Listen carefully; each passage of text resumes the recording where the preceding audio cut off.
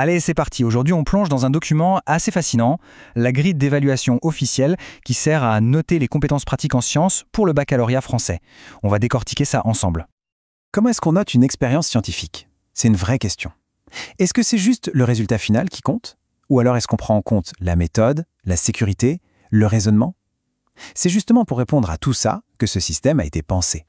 Et ce qu'on a sous les yeux, ce n'est pas un document théorique. Non.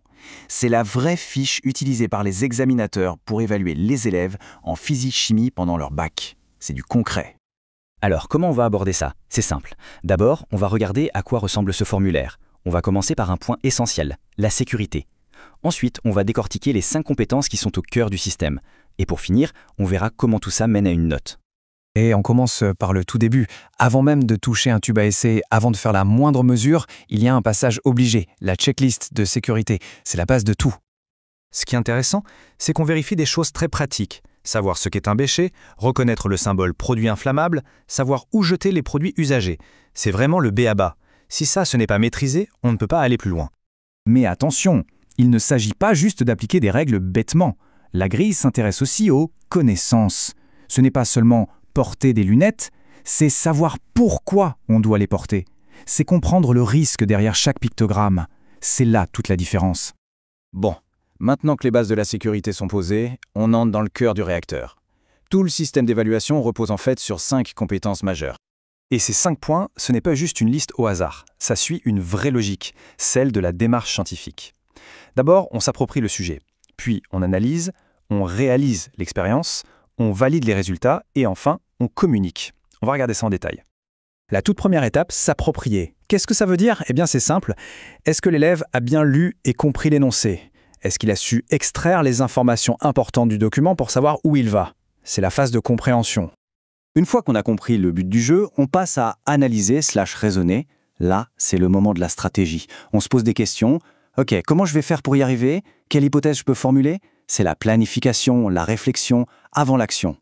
Troisième compétence, et c'est souvent celle qu'on imagine en premier, réaliser. Là, on met les mains à la pâte. On suit le protocole, on fait les mélanges, on prend les mesures. C'est la partie purement pratique où la dextérité et le respect des consignes sont évalués. Et c'est là qu'on voit bien la différence. Analyser, c'était le plan, la stratégie dans la tête. Réaliser, c'est l'exécution concrète de ce plan. On peut avoir une super idée, mais être maladroit, ou l'inverse. Le système permet de noter les deux choses séparément. Ok, l'expérience est faite. On a des chiffres. Et après? C'est l'étape valider. C'est peut-être la plus intellectuelle. On regarde ces résultats et on se demande: est-ce que ça a du sens? Est-ce que c'est cohérent? Qu'est-ce que je peux en conclure? C'est l'esprit critique en pleine action.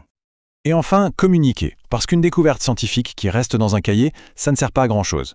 Ici, on évalue la capacité à expliquer sa démarche et ses résultats de manière claire et précise, que ce soit à l'écrit sur sa copie ou à l'oral face à l'examinateur. D'accord, toutes ces compétences c'est bien beau, mais concrètement, comment on passe de ça à une note sur 20? C'est là que la grille devient vraiment un outil de pilotage pour l'évaluateur. Et voilà la clé du système. Chaque question de l'épreuve n'est pas là par hasard. Elle est conçue pour évaluer une ou plusieurs compétences spécifiques. Par exemple, on voit que les questions 1 et 3 testent la capacité à s'approprier le sujet. La question 4, elle, est purement sur la réalisation. C'est très cartographié. Ce qu'il faut vraiment retenir, c'est la philosophie derrière tout ça. L'idée, ce n'est pas de sanctionner une erreur de calcul à la fin. C'est d'évaluer une démarche globale. La compréhension, la planification, l'exécution, l'analyse. C'est une vision bien plus complète de ce que c'est faire de la science.